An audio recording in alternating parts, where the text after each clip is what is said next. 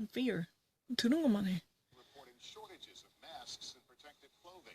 Will there be enough beds?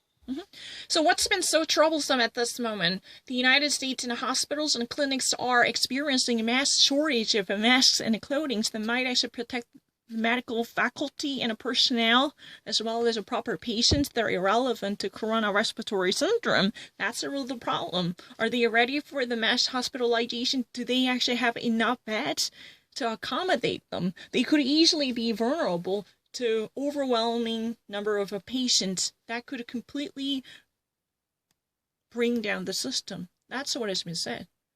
The actual supplies could easily go out of stock. The problem they're been actually experiencing at this moment is how to secure the supplies that are necessitated for treating patients affected by the coronavirus. That's what's been at stake. And before that, there was one tiny notification on the financial markets. Since 2008, there has been a mass rebound that has never been experienced because, the day before yesterday, the Wall Street experienced enormous plummet that completely shook up the market. And after that type of tumultuous turbulence, now it finally experiences the greatest rebound since 2008. Because, President Donald Trump finally decides to take up the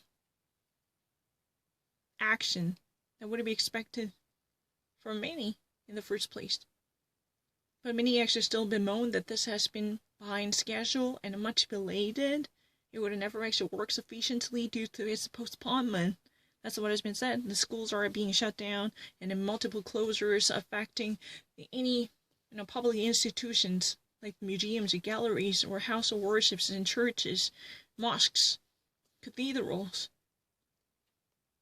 That's really the house of worships, tell the truth. They're all being closed. Just like the American society now actually comes to a standstill, it's been completely paralyzed. Because, everything actually grinds to a halt. That's really the situation.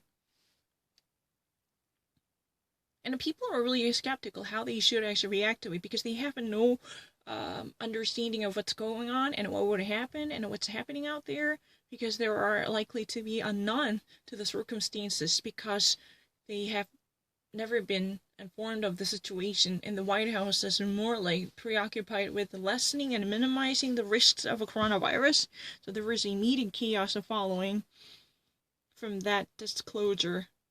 Ever since President Donald Trump got in close contact with the multiple officials who later tested positive for the coronavirus themselves.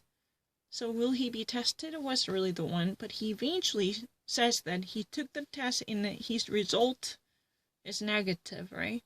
But that's much later. But in this news magazine, it says that President Donald Trump, will he be tested? That's also the issue.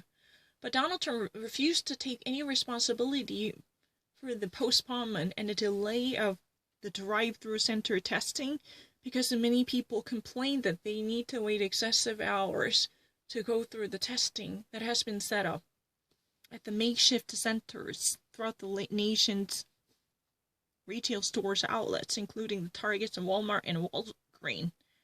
Because Walmart and Walgreens and Targets, they're actually using their parking lots and the parking zones to convert them into the coronavirus testing centers. Yeah, it's really the drive-through system. You can actually bring your car and you remain still behind the wheel. You're inside the driver's seat, but you can still actually being tested. It's really possible. And there is a mass chaos because the people are hoarding up the staples to pack up their shelves by emptying out the grocery store's shelves. They're literally transporting a chunk of a food directly to their house by plundering the shelves, even though they actually pay their money. But right now, the grocery stores are all experiencing a shortage of staples and victuals that were supposed to be there. Yeah, I'm not lying. The people are very, very scary and horrified because they have no idea how to grapple with the situation. The public schools are all shut down. There will be no more classes. And the major, sports events, they're all canceled. The sports stadiums and the house of worships and the museums, national parks and theme parks and the galleries, the state parks, and any possible public institutions, they're all shut down and forced to close. Well, it's very easy. Well, I never hesitated. But the problem is, the major medical supplies, including the masks and the gowns and the clothings, that could actually secure the medical personnel from germ contamination and a virus contagion, also experience a significant constraint. This is true. No one can actually secure that there will be enough to cover the mass, medical faculty.